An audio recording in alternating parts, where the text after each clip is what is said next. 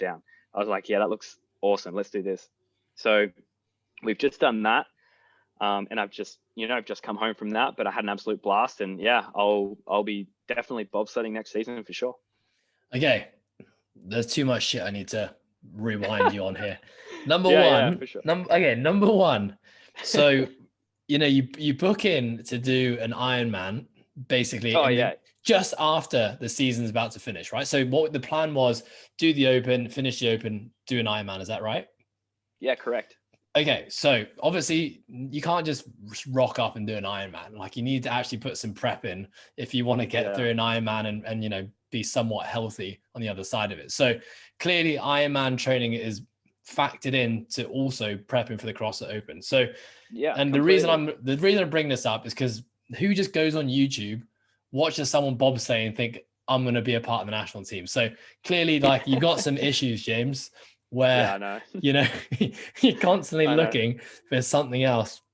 I mean, and you're one of the best athletes in the world. So let's talk about that Ironman experience. What was the drive to want to try it, to do it, and to also kind of coincide it so close to the season?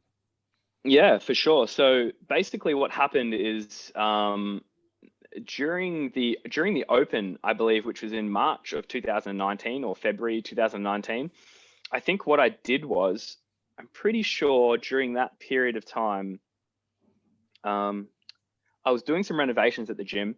I took like 3 weeks off training just to renovate the gym, which I do typically once a year. I'll do a big run through the gym and try and fix some things. And it was coming up to the end of this 3-week break. And at the end of that 3-week break, I really wanted something to do to spark me to get back into training. And a guy from the gym said to me, hey man, like this guy was already into triathlon. He'd already done like 70.3. And he was just like, hey man, like there's a 70.3 on in like 3 days. Do you want to do this half Ironman? I was like, yeah, let's do it. So we just signed up and we rocked up at this half Ironman. Like, had no idea what we were doing. We just like rocked up with a couple of road bikes and, just some water and whatever. And yeah, we had a crack at it. And I had a blast. I had so much fun. I was just like, I didn't know what to expect. It was like a 1.9K swim, a 90K bike ride, and then a half marathon to finish. So I'm getting towards the final kilometer left in the run. And I'm running and my legs are cramping and I'm just like, keep running, don't stop running. You got to get there. You're almost done. And then I thought in my head, man, I'm only like halfway in a regular Ironman right now. And I'm already shattered. Mind you, I did zero training leading up to this. I was just like, not in a good place. I think I finished in like 5 hours and 25 minutes or something. But I was just like, I can't imagine or comprehend going around and doing that all over again. I have to try full Ironman to see what it feels like. Like, I was just like drawn straight away. Like, after feeling how hard the 70.3 was, I was just like, I have to do a full Ironman. So later that night, after I'd finished the Ironman, I told the guys after the race, I was like, guys, we have to do a full Ironman. We got to get this done. And they were just like, yeah, sure. And then that night I signed up for a full Ironman. I was just like, no, we're doing it. And I messaged them all my registration. And I was like, guys, we're doing it in December. We're going to Perth. Let's go. And they all registered straight away. And then I kind of coerced a bunch of people from the gym to come and do it as well. And a few people did the 70.3 and a few people did the full Ironman. And so, yeah, I planned it to basically do the CrossFit season, finish off, continue training for the Open, which was then scheduled again for the double Open that year in October. That would finish, and then I would go straight to Bustleton to do the Ironman. And I was like, it's a good time of year to do it. There's not tons of pressure on at that point in time. I can kind of get away with doing, half a dozen to 10 hours of extra Ironman training on top of the CrossFit training, which I was typically doing around 15 hours a week of CrossFit and then roughly 6 to 7 hours of triathlon training. And then basically got to the Open, and then, that's when I hurt my back. So yeah, I basically did maybe like during that 5-week lead up to the Open after getting out of hospital, I only probably did up to maybe 10 hours of training, of triathlon training total of like volume each week roughly. And I was like, oh, this should be enough as long as I can, jump on the bike and ride consistently for 5 hours and jump in the water and make sure I can swim, 3.8 kilometers at a decent pace. And then, getting through the marathon was always going to be the most difficult part. But, if I can, hold it together, then yeah, it should be okay. And yeah, it was just like something that I'd always been drawn to do. I'd always wanted to do an Ironman. I'd been drawn to it. And then the opportunity came up, did the 70.3, was instantly addicted to it. And yeah, I was just like, yeah, we have to get this done. So yeah, it was just a spur of the moment thing. And I was just like, yeah, let's go. And then I had a blast. Like, I had so much fun doing that. It's like memories that I can take away from that event, that'll always stick with me. And anything that I do, and I've said this to a lot of people are like, oh, why do you do all this random stuff?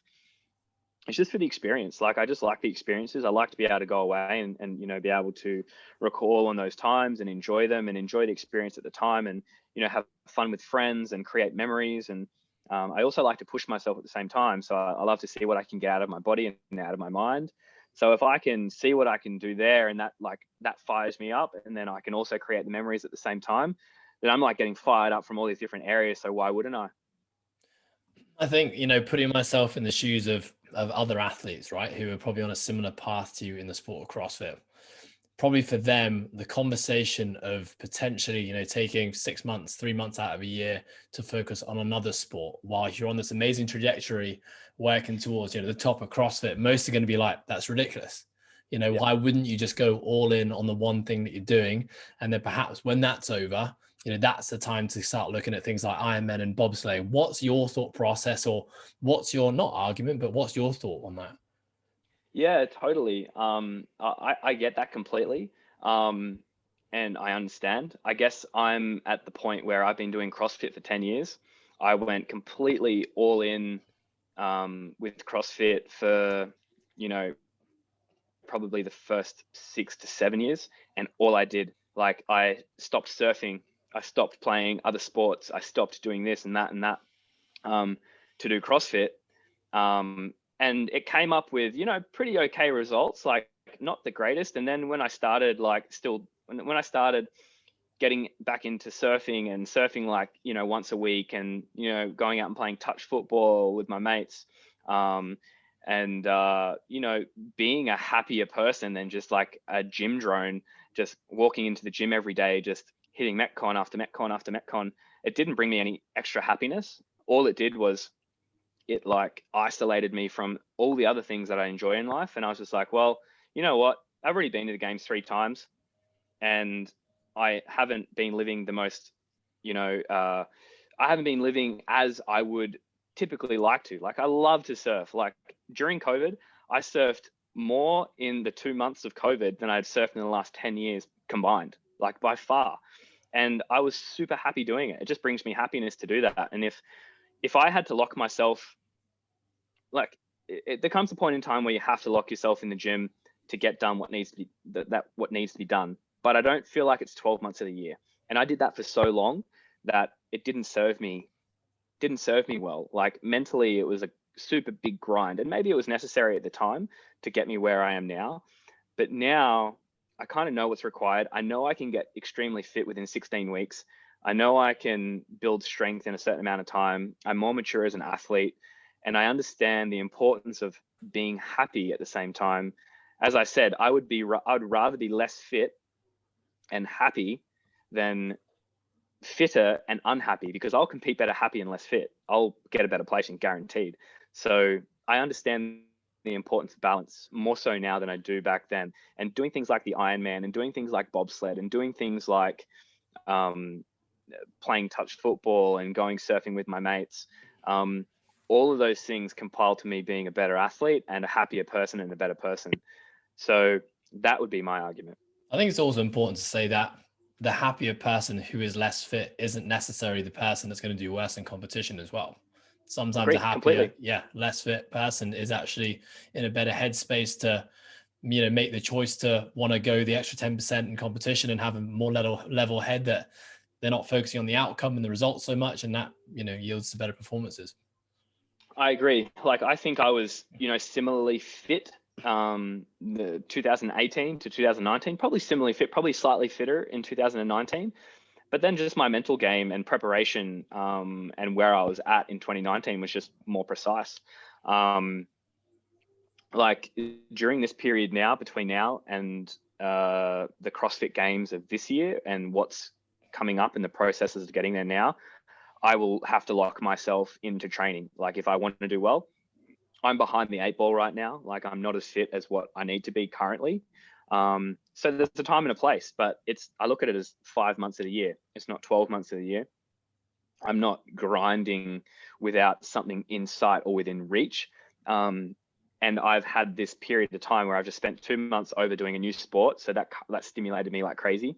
I spent prior time to that surfing tons with my mates from high school that I'd never got to catch up with during that crazy period where all I was doing was CrossFit.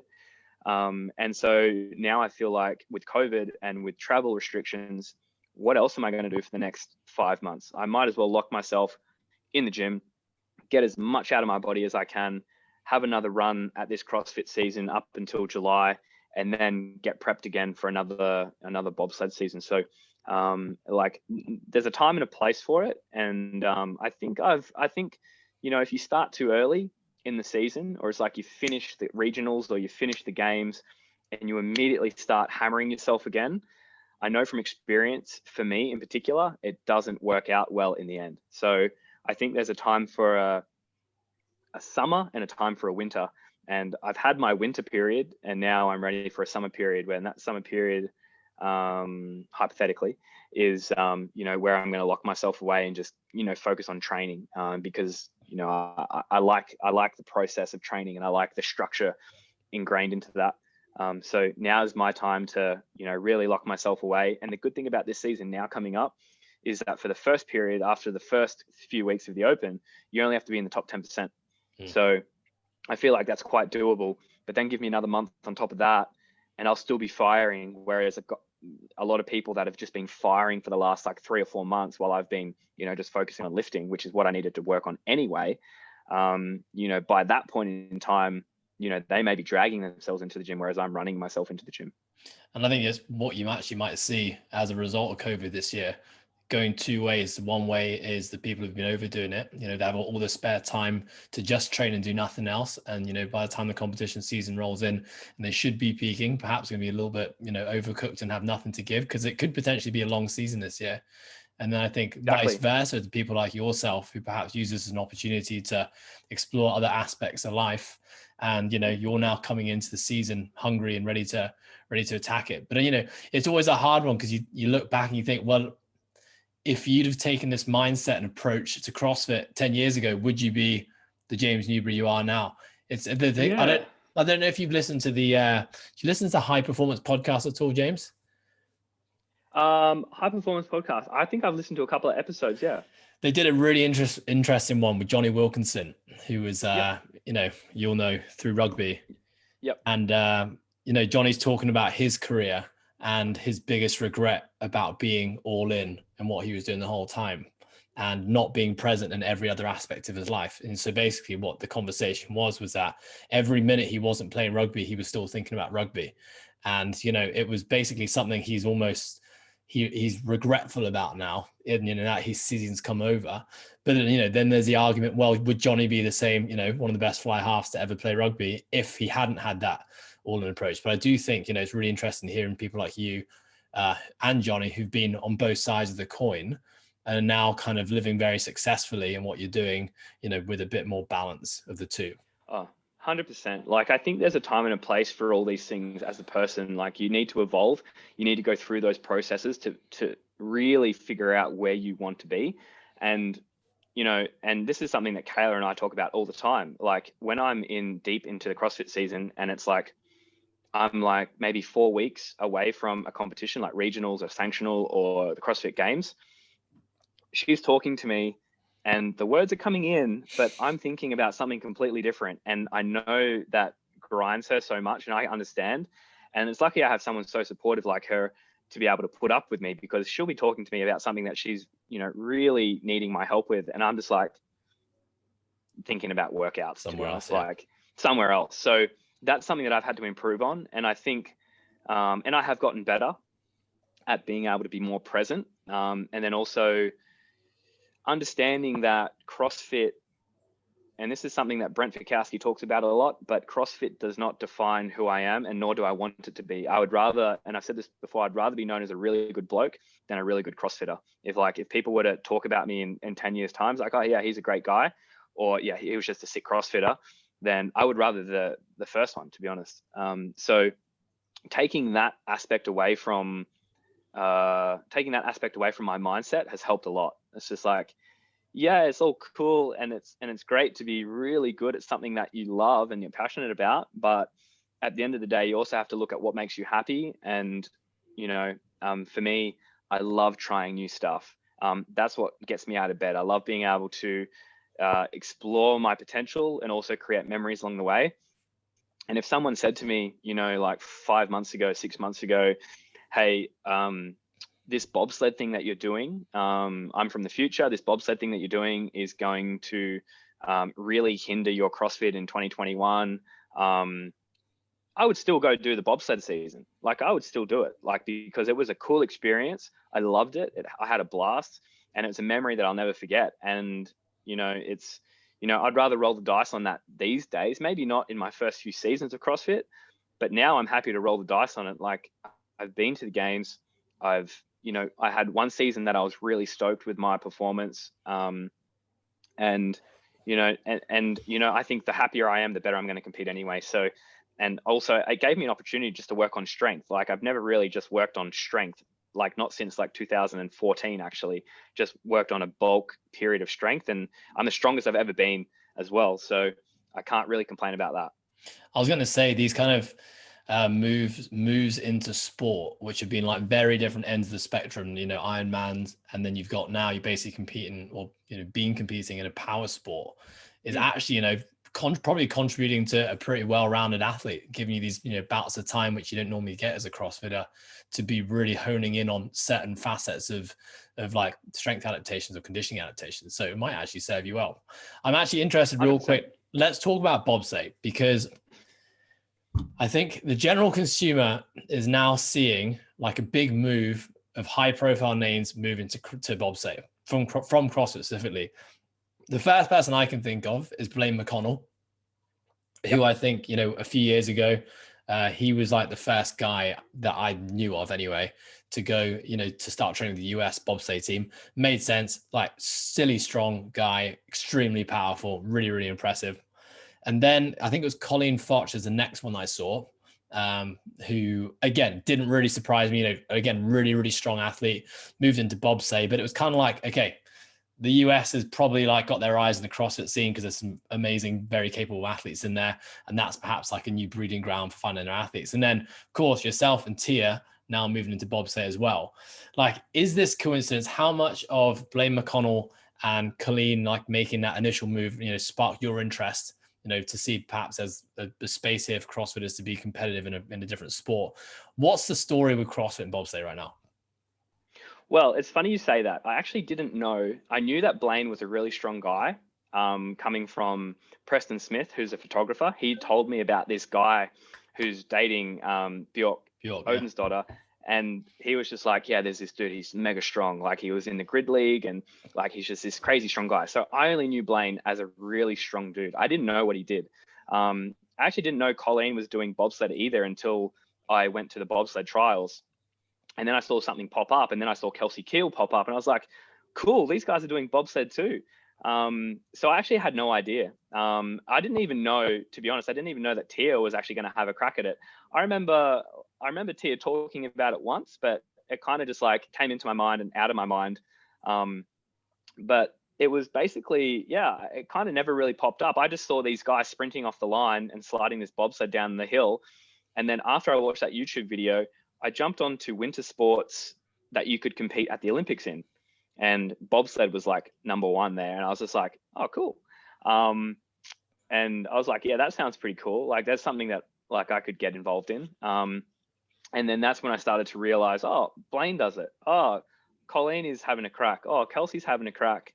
And then I was just like, oh yeah, like I might as well go and have a look at this, like what is required. And that's when I started looking at what's required. But I do think there is really good transfer, because I think for a bobsledder, what you need is you need someone who can move a sled really fast, so someone who can sprint, and you need someone who's really powerful.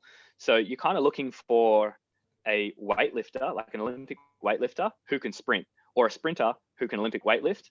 And CrossFitters do both regularly, whereas typically you wouldn't find a mega fast weightlifter who just only does weightlifting, and you typically wouldn't find a super fast sprinter who does tons and tons and tons and tons of weightlifting. Yeah, there's like obviously very, very strong sprinters who do parts of weightlifting, but typically they're already like, you know, elite level sprinters, and they're not going to transition unless their career's done. So for us, it's like we weightlift a lot. If you're typically going to the games, you'll do a lot of sprinting anyway. So kind of just like, we're like, it's like a good breeding ground, I think, for good bobsledders. If you can run a really fast 30 meters and you can power clean 150 and you've got a little bit of weight behind you, you'll probably be pretty good either in the pilot seat or as a, you know, a part of a 4-man break team somewhere. Okay, so when I think about bobsleigh, I obviously think about Cool Runnings, which was obviously an epic movie. Are you how many people in your bob? Is it 4? So we did, while we were away, we did a 4-man bob, which was the last races we did. We went to Eagles in Austria. We raced 2 4-man races. And prior to that, we were doing all 2-man races. So I was a brakeman for Evan in Winterberg and a brakeman for Evan in Altenburg in the preparation for an EC race. Okay, so it's a mental sport because, as you said, like you're on ice and like you miss a turn, like surely you are flying out of that track and very low chances that you're going to be living the next day. So you're like, do you sit in bathtubs and like simulate turns, which is what I remember from Cool Runnings? The brakeman, what is your job? Like there's surely more than just pushing the sled and then your job's done. Yeah, so for a brakeman, well, kind of for a brakeman aim of the game in a 2-man bob is you need to basically get that sled moving as fast as you can, along with your pilot who's pushing as well. Your aim is just to heave that sled and get it up to velocity. Like you want to get that sled moving as fast as you can by the time that you have to then jump in the sled, because start times are super important. So you've got this gate window, a start window, which is typically like maybe 20 meters down or 15 meters down the track. That's where your time starts. And then you've got another gate window, which you want to be exiting at maximum velocity. And you also want that time in between to be really short too. So you want a really fast push time and you want maximum velocity. And then it's basically you'll jump in, you'll put your head down and hold onto the side rails as tight as you can, because if you flip, you don't want to be flying out of that bob. And then you basically just hold on for dear life, and all you're thinking in your head is like, for me, I was just like, come on, Evan, you got this, you got this, you got this. Come on, Evan. And yeah, and then basically when you finish the last turn and you're coming into the straightaway, then you basically rip up the brake and you stop the sled from moving. So that's your job, is to get the sled going, and your job at the end is to then brake. Awesome. Do you think that, okay, 2 questions. Is the goal to get to the Olympics in bobsleigh? Is that one of the drivers for why you kind of thought you wanted to give this a go? 100%. There are definitely sports that I do as recreation, like surfing. I'm not a great surfer, but I love it. But then there are other sports that my ability, like my athletic ability, really, really helps. So things that I'm typically good at, I want to compete at the highest level. Like I've got this thing that just won't let me just have a crack. Surfing is something that I really enjoy because it's such a peaceful thing for me to do, unless we're surfing big waves. But yeah, it's not something that I'm going to be, you know, the best in the world in, or even be able to do competitions in. I'm just not at that level. But doing things that require athletic ability, then yeah, like I'll have a crack and I'll go hard at it. Like even to the point of an Ironman. Maybe when I finish CrossFit and bobsled, I'll just go all endurance and see if I can make it to Kona or something like that in an age group category. Awesome. Okay, James, we are going to flip it a little bit now. We're going to talk about nutrition, and I want to talk to you about why we're going to talk about nutrition. So sure. I put it out there before this podcast that we were going to be sitting down, and if listeners had one question they could ask James Newbury, what would it be? and unanimously, I'd say 99% of the questions surrounded the concept of your diet, which, as you talk about a lot on social media, is plant-based. I think vegan, is it vegan athlete is something that's in your bio on Instagram. So would love to dig into this. And I'd like to hear firstly, I think one of the first questions we start off with is, what made you go vegan in the first place? What's the story there? So basically for me, I toyed with the idea ages ago, like back in 2013, I think, or 2012. I toyed with the idea of going vegan. Back then it was for performance. Like I listened to a Brendan Brazier podcast, or read a book, or listened to something on Brendan Brazier. And he was just like, the future of like athletic performance is going to be built into having a plant-based diet. And I was like, oh, okay, cool. I'll give this a go. And my mindset towards it just wasn't in the right place for doing it. I felt good. I didn't feel any different. Like I felt pretty sweet, but then I just got back into the routine, like the daily routine of like, just, having chicken and having eggs. And it just was more convenient because I didn't know how to prepare tofu and tempeh and lentils and beans and all those types of things. So it was just a going thing. And then, you go to someone's house and they prepare you fish, or they prepare you steak, and then it's like, okay, cool. Well, this is just the standard thing. And it takes thought process out of your mind. And when you're trying to compete, you want to have sole focus on, training and competing. And, it just, at the time, it just didn't work well for where my mind was at.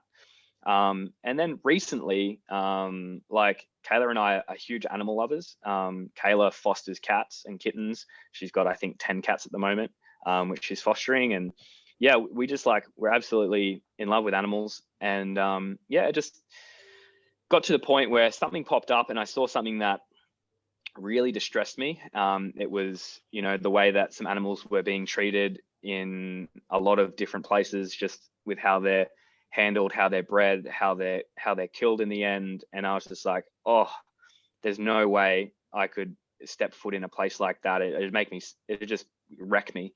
And then I just kind of tried to put myself in their shoes, and it kind of made me really upset. I kind of put it off, tried to put it out of my head. And then I found myself just avoiding seeing those things. Like if something popped up on like an Instagram or something popped up on YouTube, I'd instantly get rid of it because I couldn't bear to see it. It'd just make me really upset. And then I pulled up at a set of lights one day around October of 2019, and I looked in a truck that was sitting next to me at the set of lights, and it had a bunch of like sheep in the back of the truck, and they were just all crammed in there, and they had no room, and their heads are like just getting crushed against the side. And I was just like, oh my God, it's just like, that's it. I'm not doing it anymore. I'm not going to contribute. I'm not going to buy the meat. I'm not going to promote it. I'm not going to be a part of that industry at all. And it's just the treatment of animals was by far the treatment of the animals was what was killing me. And then just there on the spot, I just kind of just made a decision that I didn't want to contribute to any animal cruelty. So I just decided, you know what? Even if this adversely affects my performance, I'm doing it anyway. And I went home and said to Caleb, that's it. I'm going plant-based. I'm going vegan. I don't care how it affects me. I'm going to do it. And then, I kind of that was the determining moment. And that's what still makes me do it now. So was that 2019, you say, James? Yeah. Okay. So next obvious question. Biggest differences that you noticed, perhaps not just in athletic performance, but just in terms of, everyday life, sleep, mood, energy, sex drive, hormones. And then let's talk about performance as well. What are the biggest differences that you noticed going plant-based? Honestly, and I've said this to a bunch of people so far that have asked me that question, like, how do you feel? And honestly, I don't particularly feel, I don't feel superhuman, and hasn't changed me like drastically where I'm jumping out of bed with like crazy amounts of energy. I still have really good days where I'm like super eager to train. and I still have days where I just don't want to do it, but I had those before. Honestly, I feel almost the same. If anything, I would say that my joints feel better, but only minutely. Like I remember I get a fair amount of like joint discomfort, a bit of inflammation. I would have to say, if anything, my joints feel slightly better, but I'm not, I'm not breaking VO2 max records. Like I am definitely fitter than I was before, not right now, but I have been. But if anything, I feel pretty much the same. Like I haven't really changed in any way. Sex drive is still really good. Sleep is really good. Eagerness to train and motivation is still really good. I still love my meals. If anything, I've got way more variety of food now. Like I'm eating so many different colors and so many different types of plants now than I was before. And I'm still making strength gains. Like I guess focusing on strength for this period of time has helped, obviously, but I'm stronger than like pretty much PR'd every single lift in the last probably 4 months. Like I back squatted 200 for a triple. Like I think I only ever squatted 200 for a single back in like 2014. I PR'd my clean and jerk by like probably, I think it was like 7 or 6.5 kilos. Front squatted a PR all recently. This is all on the back end of a plant-based diet. So there's no issues for me understanding that I can still build a ton of strength on a plant-based diet. But I know that when I have enough fitness under my belt, I will surpass probably VO2 maxes, which I have statistics on and stuff too. So I'll be able to compare it when I'm feeling super fit. I'll go back into a VO2 max and see how I compare myself to when I was eating meat before. It's interesting because obviously in the sport of CrossFit, there aren't a whole amount of athletes who are plant-based. I think you see it a lot in the endurance community. Definitely don't see it as much in kind of the strength or power communities. So what, in the general conversations you're having, I'm sure you get asked the question all the time, what are the current myths, or, what are people not quite wrapping their heads around when they kind of think about a CrossFitter and being plant-based? The first thing I probably think of, like most people are probably wondering, is, the role of protein and how hard it is to get protein on a plant-based diet. And, what you're saying is that, perhaps even reducing protein intake actually hasn't had a negative impact. If anything, it's actually helped you. Yeah, totally. Okay, so there's definitely two things here that spring to mind. Number one is, if I was to be a particular type of athlete at a CrossFit competition, I would rather be the fit athlete rather than the strong athlete. You'll do better in a CrossFit competition being fitter than you would being extremely strong. You need to be strong enough to be able to do the weights, but being fitter will help you in the end. Typically, if you go to a regionals back in the day, out of the 7 events, 5 of them are going to be fitness-based events, and you may get 2 strength events, if that. So you'll pan out overall at the end of the week being better if you're just mega fit. So that's number one. If it's down to fitness, then yeah, you're probably not going to have an issue building fitness on a plant-based diet.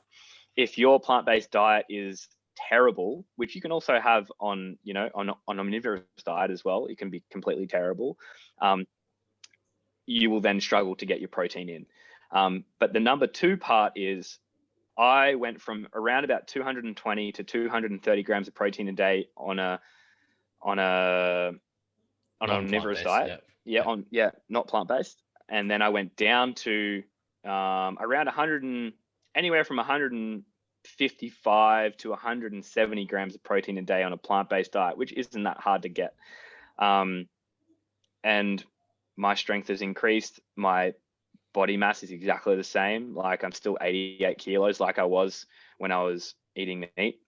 I've decreased it. I've decreased it by like probably 50 to 60 grams per day. And my strength has only gone up and I haven't lost any weight. So maybe I was overdoing it before.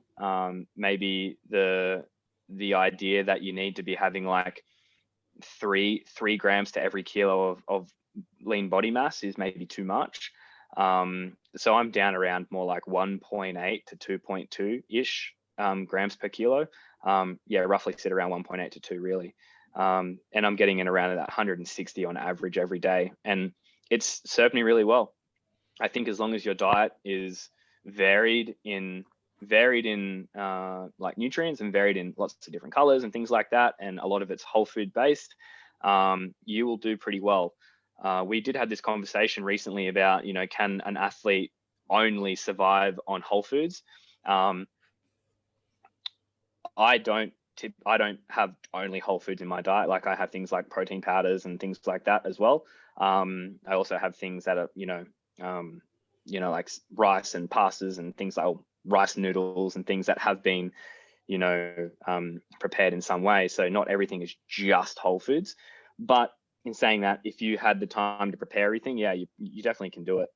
But maybe there is a bit of a myth on having, 230 grams of protein for an 88 kilo athlete, maybe a bit of overkill or a bit of a myth. In my opinion, it's a bit of a myth. To me, I've only gained strength eating 160 grams of protein. So maybe I was having too much before. Yeah. Well, I think nutrition is just one of those very nuanced things that has to be addressed on a case-by-case basis. But I do think it's cool that the likes of yourself and Sarah, who's been on the podcast as well, are really thriving in a plant-based environment in a sport that traditionally probably hasn't really been associated with being plant-based. And I also think a big part of it is you as the person who's going plant-based is believing in what you're doing is actually going to be the right thing for you. And I think a lot of people who experiment and dabble with plant-based diet immediately have probably more of a negative mindset, more of a skeptic, more of a skeptic than anything. And when you have that mindset going into anything, you're always looking for the negatives versus the positives. So, yeah, thank you for sharing your kind of thoughts on and your experiences with plant-based nutrition. Yeah, no worries at all. James, well, I mean, this has been awesome. We've talked about a lot in your story, and wrapped up with your diet and your story there as well. I'd like to finish off just by talking about the year ahead, assuming that all goes ahead as is kind of planned, and we don't know all that much just yet. What is on the cards for you in 2021 within the sport of CrossFit, and then let's talk about bobsleigh and any other ridiculous ideas you have in terms of new sports you might be trying. Well, that's funny. Oh, here we go. Yeah, no, I don't have anything planned just yet, but something will pop up, no doubt. So yeah, I'm at the moment, I'm trying to get some type of volume. As I said at the start, getting some type of volume back into my body with CrossFit. Like I haven't done high rep anything for quite a long time, probably like 7 months. So I'm starting to ease back into a bit of volume. Starting to get my legs back for thrusters and things like that, which I'm completely out of balance with. Like I did a thruster the other day and I walked forward like 50 steps. So starting to find all my different movement patterns again. So yes, I'm going to build into having a go at the Open, getting into that second group, and then hopefully, punching a ticket to the games again this year. After this, who knows, this could be my last season of CrossFit. I'm taking it year by year. If I'm fired up to have a crack, I will do it. If I get to the point where it's like, okay, crunch time, you need to make a decision whether you want to do it or not, and I'm not feeling it, then yeah, I probably won't. But at the moment, I'm just like, you know what? We're locked down in COVID. What else am I going to do? I might as well get really, really fit and go back and have another season. So that's where I'm at the moment with CrossFit. I'm going to have another go. Hopefully everything goes smoothly, and hopefully I can punch a ticket back to the games. Hopefully the games actually happens, and we get to go to Madison again and have another good hit out. And if I can improve on a 5th place, then I will be wrapped. From there, I'm probably looking at potentially staying over in America and then maybe making my way up to North America, like maybe Canada, somewhere to start some more bobsledding through the winter period. And yeah, I'll have another crack at instead of being in the EC, we may make a trip over to the NAC instead, or we may go EC. We're not sure yet, but we have to discuss it with the team to see what we want to do with bobsled moving forward. But yeah, that'll be my plan, is to do bobsledding after the CrossFit season is done, and hopefully this will be qualifying season for the Olympics. So the team will do our best to put on the best effort we can and hopefully punch a ticket to the Winter Olympics of 2022. Then after that, who knows? As I said before, like I'm still intrigued with IronMan. So maybe after this is all done and dusted, maybe I have a crack at IronMan. I have no idea. Awesome. Well, we look forward to watching your movements and seeing what you get into. James, before we wrap up, where can our listeners find out a little bit more about you and what you're doing? So they could just go to my Instagram. They can keep up with all my quarantine workouts if they like. They're maybe a little bit boring for some people to watch, but yeah, at James Newbury, that's me. Awesome. Well, James, thank you so much for being a guest on the podcast. Enjoy the rest of your quarantine, and best of luck this season with everything that you do. Thanks a lot, mate. Appreciate it. Awesome.